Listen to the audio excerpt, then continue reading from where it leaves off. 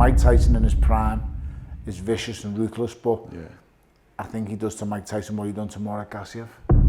Gross mismatch. Yeah. Like, you don't understand his health is in jeopardy. So I'm not even entertaining it. Really? I've always thought Anthony Joshua would stop Tyson Fury, but I can't keep making that statement now because you have to base it on your last performance.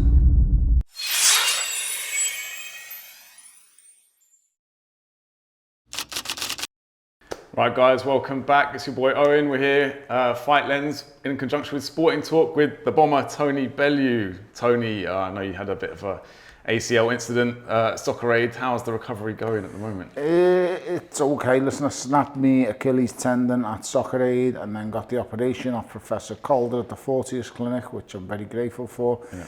And then snapped it again a week after. Oh, no way. So yeah, so a bit of unfortunate and unluckiness, but they're taking care of me, the team at Soccer Aid and everything, are looking after it. So I'm recovering and I'm cracking on, mate. I'll be okay. Okay, good stuff. We know you're a tough scout, so you'll be all right. It's just a long road to recovery, isn't it? I'll survive. Yeah, step by step. Let's talk about the boxing at the weekend. What an exquisite performance from Oleksandr Usyk. I mean, Daniel Dubois, you know, he got in there, he gave it a shot, but in the end, class was the overriding factor, really. Talk us through Usyk's performance. It was basically as I predicted. I said Oleksandr Usyk would figure Daniel Dubois out and he'd stop me. Just done it a little bit quicker than I thought. I said anywhere between 8 and 10, and he does it in, I think it was the 5th or the 6th. Yeah, that's it. The 5th round. So basically, he comes out, he starts, he just does a good look in the first round, but he already implements the jab straight away. Oleksandr, and he hits Daniel Dubois with a really hard jab. And like I said before, Daniel Dubois is a confidence fighter. When he gets confidence and he starts pressing forward, the confidence builds and his momentum builds. He stifled it in that first round with a hard, heavy jab. And from the outside looking in, it just looked like it was only a matter of time till Daniel Dubois was going to go, I've had enough. Yeah, you think? He was landing heavy shot after heavy shot. Even when he landed to the body, Usyk was like, touched his body and then just was like, what are you going to do? Nothing's working for you. And it just took away all the confidence from Daniel Dubois. You could see it drain out of him, really, couldn't you? Very quickly. It was sad, really, because I just worry about Daniel, because I think to myself, as fighters, the thing that you need most is heart, and he's displayed that on a couple of occasions against your Jarrell Millers and your Filip Hrgovićs. But then he's also displayed that he doesn't have the heart for the fight at certain times in fights, and I think Saturday night there's another question there, if I'm being totally honest. It's he chooses to stay down, and he gets up and walks back to the corner when the referee finishes his count. Yeah. And I think Michael Griffin was the referee. I think he's the best referee in the world. I did think the count was a bit quick, I'm not going to lie. It was a bit, yeah, but I think you're right though. I think in his heart of hearts, he knew. I still think he could have got up. He lied there looking at Michael Griffin do the count instead of attempting to get up. Yeah. And then when he finished the count, he got up and just walked back to his corner with his head down. It was weird, wasn't it? It was a strange one, and I feel for Daniel Dubois, because does Daniel Dubois want to fight? Does Daniel Dubois enjoy fighting? Like, I loved fighting. Yeah. I miss it every single day. I loved fighting. It was the greatest buzz in the world. I felt free when I was fighting. I felt at peace when I was fighting. I felt like in control when I was fighting. So for me, fighting was me passion, and I absolutely loved it. I'd do it every single day if I could till the day I die. Sure. When I look at Daniel Dubois in the boxing ring, I don't see that same feeling. Yeah, you don't get the sense that he lives and breathes it, do you? I get the sense that he lives and breathes it in camp, and he trains really hard, and he's an absolute specimen, he's a machine. Brilliant. I get that. But I just think when the going gets tough, his mental fortitude is questionable. Yeah. That's the best way I can put it. They're talking on the Steve Hunt's podcast that perhaps his dad, he was looking at his dad, I think made eye contact. His dad wasn't really saying, come on, get up. He was almost just accept it at this point. What's his dad having any kind of influence in a boxing corner for? He's your father. And I get you look up to your dad, and your dad's your hero. My dad was my hero. And my dad was, the first person to take me to a boxing gym. But understand, I would not be training for 12 weeks or 14 weeks And then Dave Caldwell's in my corner for a world title fight. My dad pops his head in the corner or starts giving instructions, and I'm looking at him during the fight. That is not how boxing goes. There is a coach that is there and employed for a reason to give you instructions, not your father. Yeah, Don Charles was there in the corner. And Don's a fantastic coach. I think the world of Don Charles. He's done a great job with multiple fighters on numerous occasions. Don's a great coach. Everything you need is in that corner. Don Charles has been there, seen it, done it, got the t-shirt. You have no reason to be looking to your father. You do not need your father's approval for anything.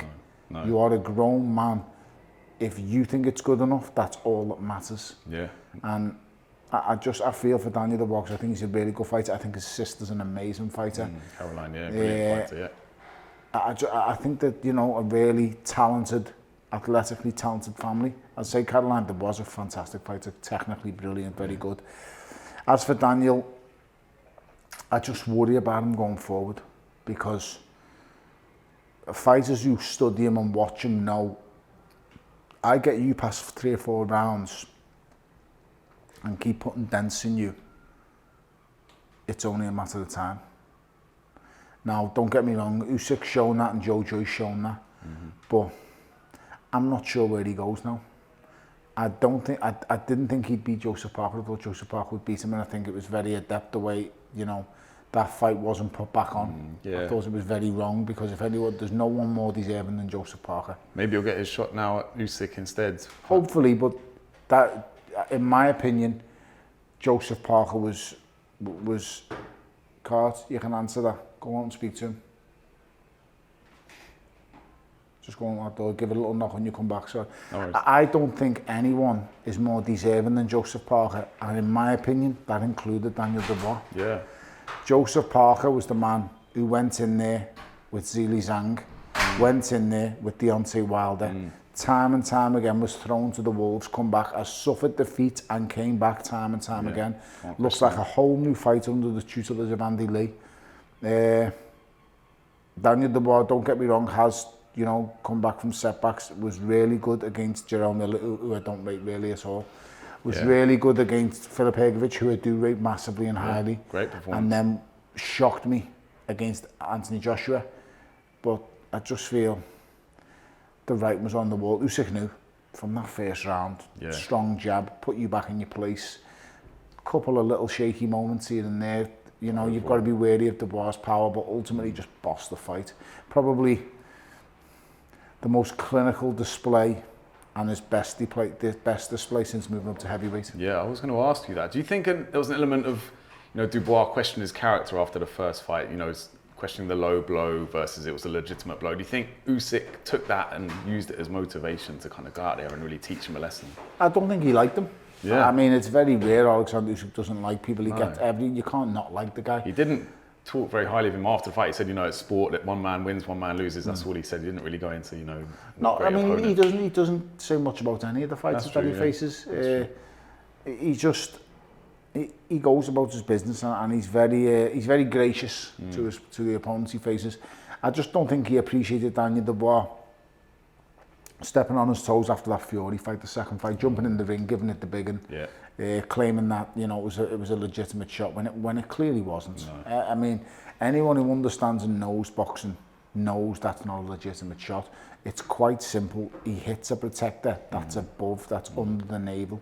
He hits you above, just above the below section, and it's actually the worst part to be hitting. When you'd rather get hit literally in the down below section rather than just above it, because when you get hit on the protector just above the below section, it lifts everything up. So it's like getting hit with a bat underneath and knocking them up into your throat. That's the best way of explaining it as a fighter. It's not nice, and that's what Usyk went through. I even still think to this day some referees might have judged that as a legit shot, because some referees don't mind hitting the protector. If he does, everyone knows how to shout over doubt in most boxing. Oleksandr Usyk ain't staying down. He's getting back up. He plays the part. Yeah, he did it sturdily. He does what he needs to do every single time. And as I say, on Saturday night he shone brightly. How do you think Usyk has improved since you faced him in 2018? In what ways has he kind of enhanced his game, do you think?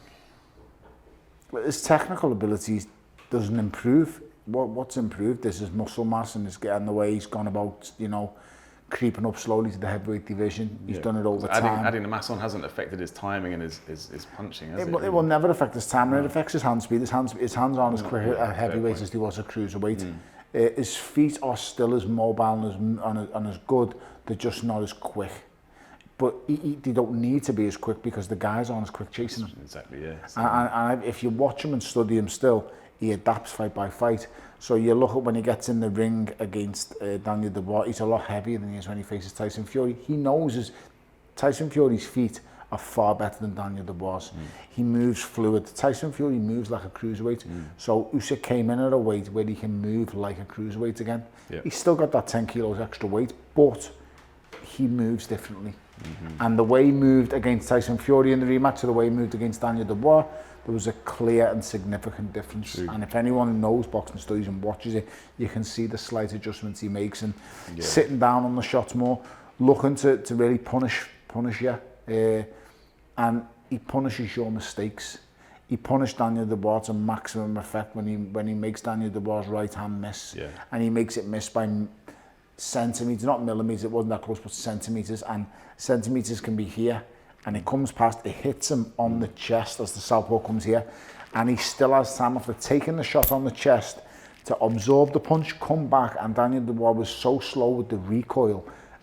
Usyk comes round the side. And that's all she writes. And Daniel goes down. And it's a heavy knockdown. It is a heavy knockdown. From the left hook, the first one or the second one? The second one. The first one's nothing. No, I know. The first one's nothing. Daniel's chose to go down off the first one. The first one's basically a jab again. And he goes down, and you can see his mind's ticking when he gets up and his mind's ticking. The second one's a heavier shot. Much heavier. But all his senses are around him by the count of 3. And he's looking at the ref.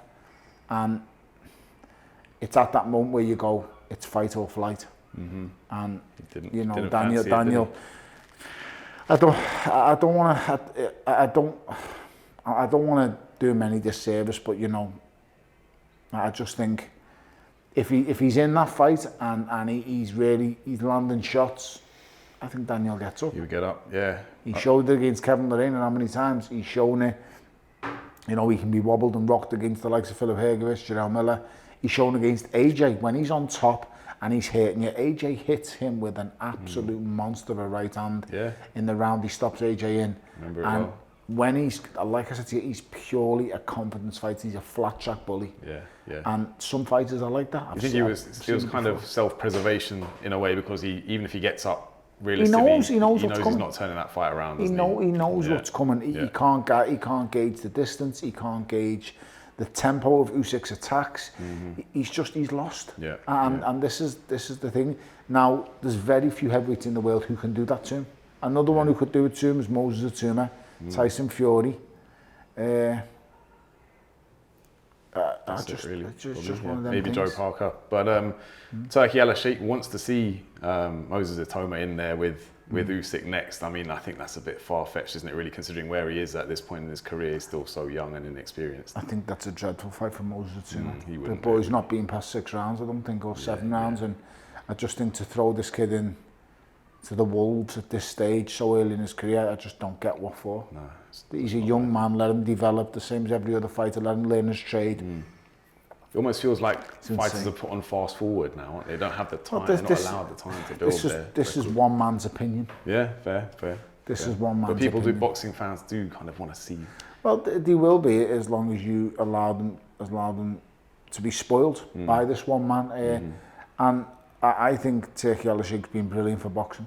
I really do. I think he's revitalised the game. We're going to come on to his plans to get rid of pay-per-view and he's reinvigorated the game, but one man can never control boxing, the whole of boxing, and that's not my opinion. That's a fact. Should we talk about, Frank Warren was very full of praise for Usyk after the fight, said in any era he would have been one of the greatest. Where do you put him now after, he's just lost his Bentley to him, hasn't he? Because he promised him his Bentley. If he beats Dubois again. So he's just lost that Bentley. So he's beaten Anthony Joshua twice, beaten Tyson Fury twice, beaten Daniel Dubois twice. He's basically cleaned out the division like he did at the cruiserweight. Of course, and he went through us all in the cruiserweight division, me included. He's a phenomenon. He's a unicorn. He's a one-off. You won't see the likes of him again. Still getting better at the age of 38. I mean, like I said before, I mean, it's not that he's getting better. It's just that he adapts each time. I mean, I don't think you'll ever see a better pure out-and-out boxing display than the one he put on against Muhammad in Russia. Oh, okay, yeah. I don't think you'll see a better boxer. That is the pure art of boxing: hit and do not get hit. Yeah. You know, I had to study that fight before I faced him, and I was just like, where do you find the flaws in this man? Yeah. He's a freak, and this is against Muhammad was probably the most destructive cruiserweight in the world at the time, the most dangerous cruiserweight in the world at the time, and he just took him apart. I'd gone to heavyweight face David A, beat him twice, and then he calls my name, and as I studied that Garcia fight, and I just thought to myself, wow, I don't see many flaws yet. I studied the Marius Paredes fight, I've seen some slight flaws that I picked up on. You were ahead on the cards when the fight was stopped. You know, you were finding success against him. I'm ahead on the cards, but I'm exhausted. He's landed more punches than you, but you were ahead on the cards. I'm ahead on the cards. I mean, I wasn't sure what the punch stats was. I don't know who'd landed more, but I knew I was finding more right hands than anyone had found against him before. The only thing that I found is I was completely exhausted, and I mean, to the point of pure exhaustion. Nam would have knocked me out in that 8th round. I don't remember anything about round 8. I think the same thing was happening to Daniel Dubois. He had slowed down significantly, hadn't he, by the 5th round? You see, that's the difference. I'm going out for round 8. Yeah. I don't even remember round 8. The last thing I remember was speaking to Dave Caldwell in the corner at round 7. The next thing I remember after the end of round 7 is being in a dressing room with my wife upset. Whoa, that's amazing. That's wild. And my coach knows I'm going nowhere. I'm finishing this fight. Whether he finishes me or I'm going out the way you've got to go out. When you're fighting for all 4 belts, an undisputed unified championship of the world, you go out on your shield. This is what you sign up for. This is what all these people have turned up for, and that's how I work, that's how I roll. Now, I'm not proud of that because I'm putting my life on the line and I've got kids at home and I'm a father, but ultimately, that's why you're there. That's why you love it. This is why I do it, and that's what I love about it. That's the part that excites me. Daniel doesn't have that same mentality, and that's clear to see for everyone. And I just hope he recovers. I hope he answers these questions to himself. He needs to look in the mirror and say, "Do I want to box? Do I need to box?" And then ask himself, "Who am I boxing for?" I think that's the biggest question what Daniel needs to answer. Who am I boxing for? Because if it's for him, he gets up. Yeah, I think that's it. It's self-motivation, isn't it? If it's coming from elsewhere, then you're going to second-guess yourself. Motivation comes and goes. Discipline, dedication, a lifestyle stays. All of these things stay. Motivation comes and goes. The feelings, they come and go. You know, and I think for Daniel Dubois, who was flying high after the AJ fight, the feeling was there, the great vibes are there. That's gone. It's gone now, so he has to go back and try and rediscover it. We spoke before, and I think you said that one of the only heavyweight boxers in history that could have troubled Usyk was Lennox Lewis, which I think a lot of people would agree with. Are there anyone else out there that you think could have really prime Mike Tyson, Muhammad Ali, 100%. That style, that elusiveness, that speed. He's not as quick as Muhammad Ali, a heavyweight. Yeah. They're about similar weights, aren't they? Fight at similar weights, I don't think there's ever been. He's actually heavier than Muhammad Ali. Yeah. He's quite a bit heavier now. Right. God, that would be what a fight that would be. There's never been a heavyweight with hand speed like Muhammad Ali's, ever. Mike Tyson in his prime is vicious and ruthless, but I think he does to Mike Tyson what he done to Murat Gassiev. I think he just stays away. I think he just peppers it and stays away. He's so smart now. He knows how to tie people up. He knows how to lock people down on the inside. He knows how to clinch and grip. He's adapted and learned all these little strategies fight by fight. He learns an awful lot in the Anthony Joshua fights. When he gets clipped a couple of times, we've seen him hurt. We've seen him hurt by AJ. We've seen him hurt by Tyson Fury. We've seen he can ride out them moments with the amazing feet that he has. So he gets buzzed, but he kind of clears his head. He figures it out. He's so fit and he's so agile and so elusive. He just figures it out. Can I throw another name in the mix? Vitaly Klitschko. Would you give him a fight there? Yeah, he's a big, strong man, but not good enough. Once again, technically not good enough. Not good enough, no. Vladimir has a far better chance than Vitaly. Yeah, because Vladimir is technically far better than Vitaly. Vitaly's the powerhouse. Vitaly's the dangerous one-punch hitter. Vladimir is technically excellent. Vladimir Klitschko, mate, it was technically brilliant. It's just a lot of his reign is looked down upon because he made it look so easy, and he didn't do it with such a entertaining style. Yeah, didn't have the panache. The leaning on style and using your weight as an advantage and roughing up guys and clinching them and draining them, that didn't go down too well. But you look at his resume, he's beat some fantastic fighters, David A, John McCormack, some greats he's beat over the years, and you can't really knock his resume. Did you say you've heard from Usyk that he's got 2 more fights in the bag at this point, that you reckon? Yeah. I interviewed him before. I sat down with him and had a chat with him before the Dubois fight, and yeah, he was just like, I've got 2 fights left. So he's never fought in the Ukraine. He's never fought in his home country, or defended his title, I should say. So that's got to be on his wish list. I would imagine so, but with what's going on in this country, which is just a disgrace. It's still going on. That's not going to happen anytime soon. Anytime soon, no. But hopefully we'll get some peace there, and then maybe you will get the chance I'd love to, yeah. I'd love to see peace in his country and for him and his family, and that would be an amazing event. Tyson Fury was interviewed, I think, before the fight, and was asked, you know, if we never get to see you and Anthony Joshua fight in the ring, is it allowed to be considered a disappointment for boxing fans? He said no. He thinks, you know, he's done so much for boxing that British boxing fans don't have the right to feel disappointed if it never happens. We were talking about the same kind of thing of Junior with Ricky Hatton all over again. It's the one we wanted to see. Yeah. I think it'll happen. 2026. I think it'll happen. I don't know when, but I think it will happen. Well, it's already happening. They're already both past the best, in my opinion. No, undoubtedly, yeah. I think they're already both past the best, but it'll make for an entertaining scrap. And it'll still be kind of an even fight, though, isn't it? Because it's not like there's a huge age gap between them. One's taking more punishment than the other, really. I've always thought Anthony Joshua would stop Tyson Fury, but I can't keep making that statement now because you have to base it on your last performance. And I just think AJ's last performance, I still can't get my head around that Daniel Dubois beat him. Yeah, I mean, he just came out and put it on him. He just walked right through him. And I just think if AJ would have met Daniel Dubois head on, he's better in every department. I think the biggest thing for Anthony Joshua is himself. Yeah. If Anthony Joshua just comes out and lets his hands go, in my opinion, he's the second best heavyweight in the world. If he just comes out and lets his hands go. Lets the handbrake off and just lets his hands go. Just let the hands go and don't worry about nothing. There's more and more talk of Anthony Joshua fighting Jake Paul. I'm hearing Eddie Hearn talk about it. I'm hearing actual solid talk. Are we really going to call that a fight? I mean, only as much as it's 2 people in the ring. It's just a gross mismatch. Yeah. Like, you don't understand his health is in jeopardy. So I'm not even entertaining it. I just think it's dangerous. And listen, I might have to work it, but it's just... It's kind of ludicrous, isn't it, really? It's insane. This boy is nuts.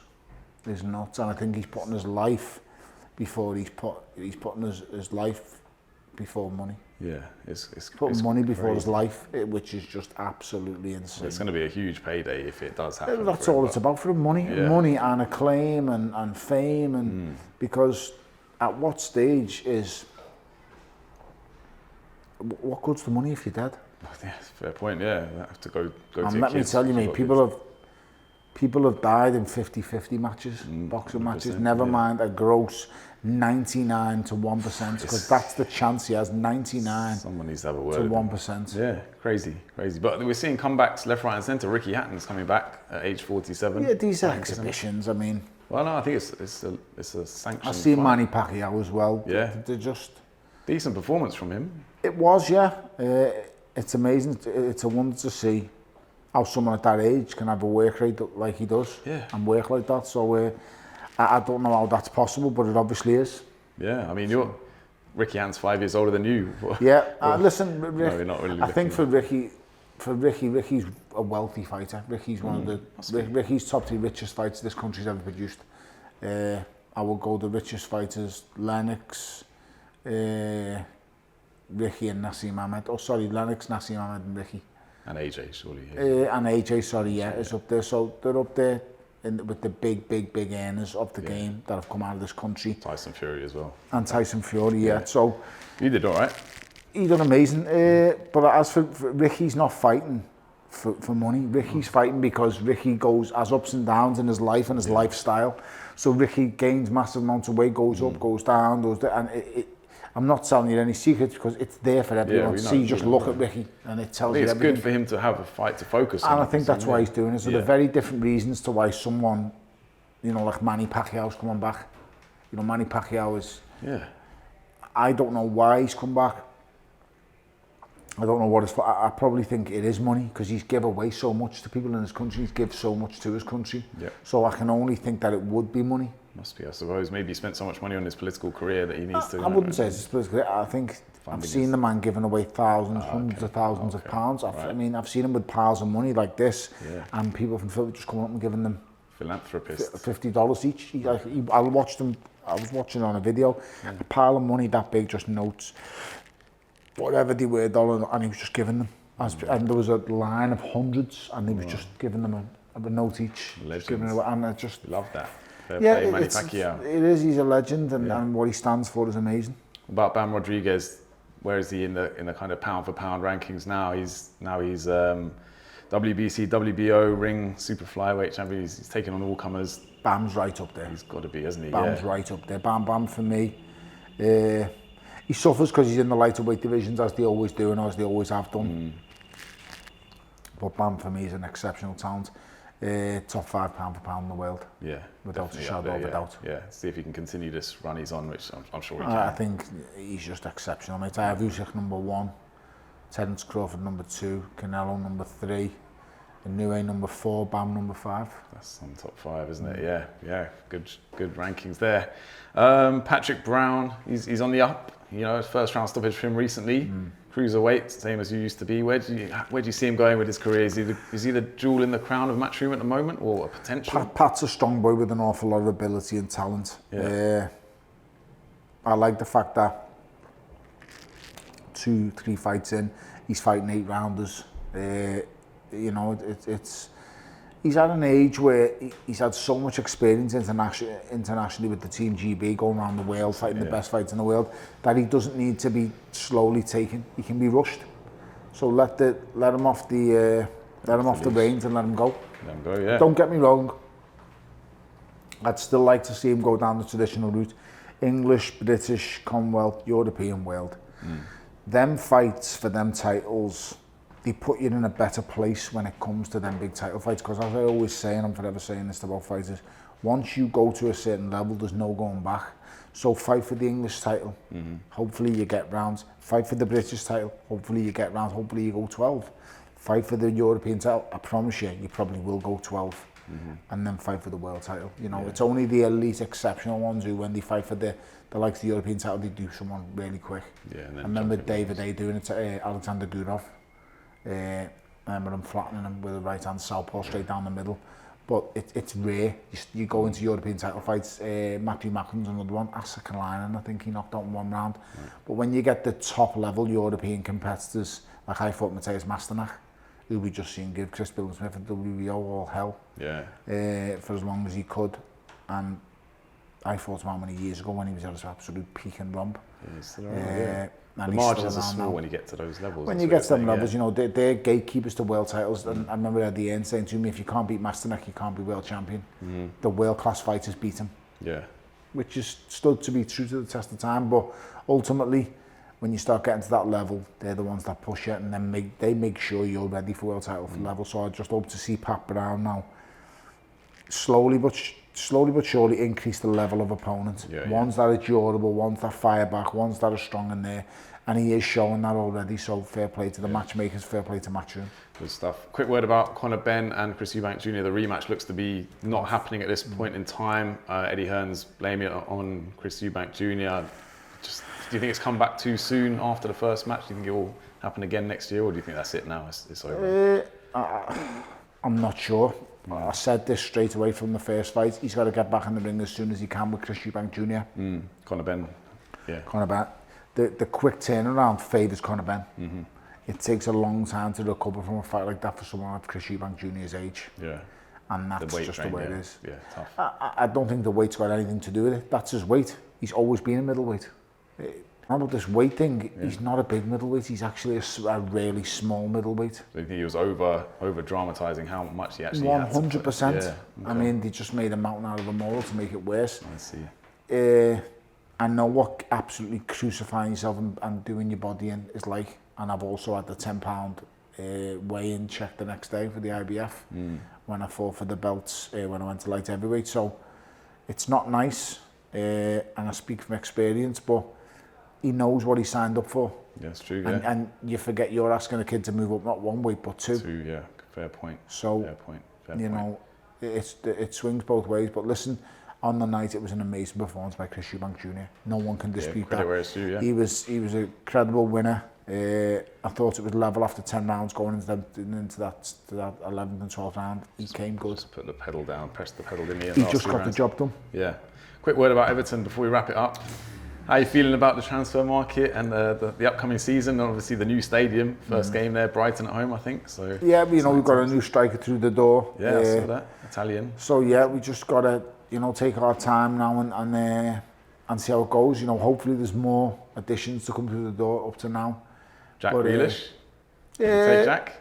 Jack's a fantastic player. Yeah, on loan, he's got to be. Don't know if we can afford. Don't know if we can afford his wages, but he's an outstanding player. Get Man City to pay half, you pay half. Little deal. Don't know if Man City are rolling over that easily these days, but Jack's a fantastic player. I just think when he's the standout player in a team, you really see the real Jack Grealish and how good he is. When you give Jack a free rein to roam, you get the best of Jack Grealish. I just think at City he was still amazing. Well, it proves he was amazing. Look at the trophies he's won. Okay, and he was big parts of them trophies, big parts of that team that was winning them trophies. You're right, we want to see him back to his flair. You just want to see him for the maverick that he is. At Villa. Yeah. Listen, when he was at Villa, like I said, he was the man. Yeah.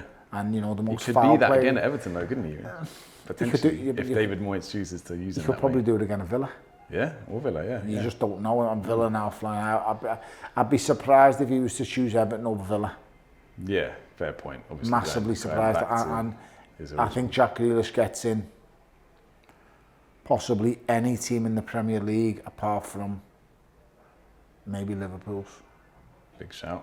Big shout. Even Arsenal? I think he get in the Arsenal team? I think he gets in the Arsenal team, yeah, without doubt. Well, I think he's better than Martinelli. Yeah, potentially. He hasn't got, maybe not the work, well, Pep put the work rate into him, so maybe, yeah. He had it, so I think just when he's not playing, his motivation's not there. I think it's very hard for a player, and he just hasn't been playing this last year. So I think it's very hard. I think if Jack had someone put their arm around him and showed him a bit of love, I think he'd be fantastic. I just don't think Pep's done that. No, true. So, and when you don't agree with what Pep says, you're usually gone. It's his way or the highway, isn't it? Yeah. And that's why Dominic Calvert-Lewin's left the club. Where do you think he'll go, and do you think he'll thrive wherever he ends up? Newcastle? I hope he does. I hope he does. I wish him well. Dom's a good lad. Works really hard. You know, he's dedicated to the sport. He's dedicated. Suffered with injuries, didn't he? To be fair. He has suffered with injuries massively, and you know, Newcastle looks like is a big club, and let's just see how he goes. But you know, he's tried his best for Everton. Injuries have plagued them. They really have. But it's just one of these things that happen in football. Yeah, fair play. All right, quick last question. Oasis or the Beatles?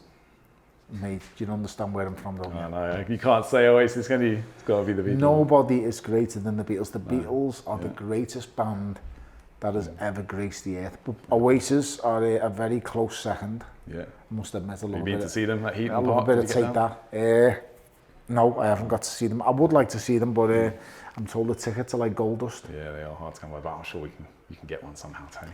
We'll have a look. Yeah. All right, well, best of luck on your road to recovery, and we'll see you again soon. Thanks for your words of wisdom, and subscribe, like, and stay tuned.